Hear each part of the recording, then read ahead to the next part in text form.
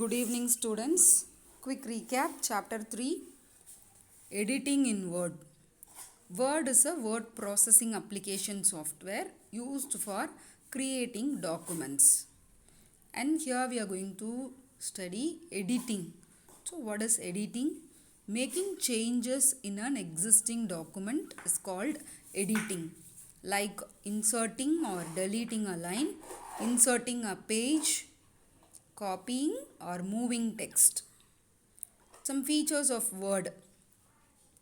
We can change the existing document. That is called as editing. We can count the number of words in a document. We can align the text. We can make our text attractive. We can insert pictures and tables. We can copy and move the text. We can preview the document before printing. We can check the spellings of words and we can find and replace text easily. Parts of Word. First one is title bar, where you can display or where you can see the title name of your document. Next, quick access toolbar. You can quickly access few tools from a toolbar. File tab, that is file icon, where you can go for new file option, save option, open option, export, and many other things are there. Ruler, cursor, and then ribbon interface, vertical scroll bar and horizontal scroll bar, status bar, and document area. So these are various parts of a Word document. Ribbon is a long bar that contains tabs, and tabs again have some command groups. Next, editing means already discussed, making changes in an existing document. First we are going to see inserting text. You can insert text simply by placing the cursor wherever you want to add text. That's all. Inserting a blank line. So wherever you want to insert a blank line, so before that line you have to place the cursor and then press enter. That's all. You can insert a blank line between any two lines. Next, inserting a blank page. To insert a blank page, you have to click on insert tab, and insert tab in a pages group. You are having an option called blank page. So if you click on blank page icon, blank page will be added into your document. Next, selecting text. You can select a text either using a mouse or using a keyboard. So if you want to select a text using mouse, we are having many options. First, to select a word, you should double click on the word. To select a line, you should click in front of the line, keeping the pointer in the left margin. To select a paragraph, click the left mouse button thrice anywhere in that paragraph.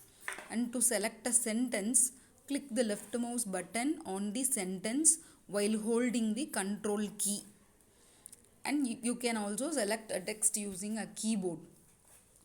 Shift keys are used. Shift and arrow keys are used. So based on your requirement, either you are going to select a text towards right, towards left, or towards upwards or towards downwards. It is up to you. So based on that, you have to choose the key combination. Shift plus right arrow key, shift plus left arrow key, shift plus control plus shift plus right, control plus shift plus left arrow keys are used while you select a word. Whereas to simply select a letter, a single character, you don't need the help of control. Erasing a text. The backspace and delete keys are used to erase text. If you want to erase a character, you can simply use backspace and delete key, that's enough. But if you want to erase a word, you need a help of control. So control plus backspace and control plus delete keys are used. Erasing a block of text, simply select the text block of text and press backspace key or delete key. Copying text. Copy means creating a duplicate copy. For that you need two commands. One is copy command and paste command. The shortcut keys are for copy Ctrl plus C, for paste Ctrl plus X. And moving text. Moving means shifting the selected text to some other place. For that you need two commands, cut and paste. For cut Ctrl plus X and for paste Ctrl plus V. Next, correcting spelling errors. For correcting spelling errors, the shortcut key is F7. And all the misspelled words are marked with a red wavy line. Next, using synonyms. So if you want to know the alternate meanings for the words, or you want to choose some appropriate word for the already existing words, you can use synonyms options in Word document. For that, you should select a word, right click on that word. If you right click on that word, it will show you some suggestions under the menu option synonyms. So you can simply replace it with the appropriate word, or else you can press Shift plus F7 shortcut key for getting thesaurus. Or in the third way is under the review tab. Under the review tab, you can choose thesaurus option in proofing group. So these are the three ways. By using these three ways, you can use synonyms. Next, undo and redo. Undo is used to cancel a command given earlier. The shortcut key is Ctrl plus Z. And redo is used to reverse the action of undo. The shortcut key is Ctrl plus Y.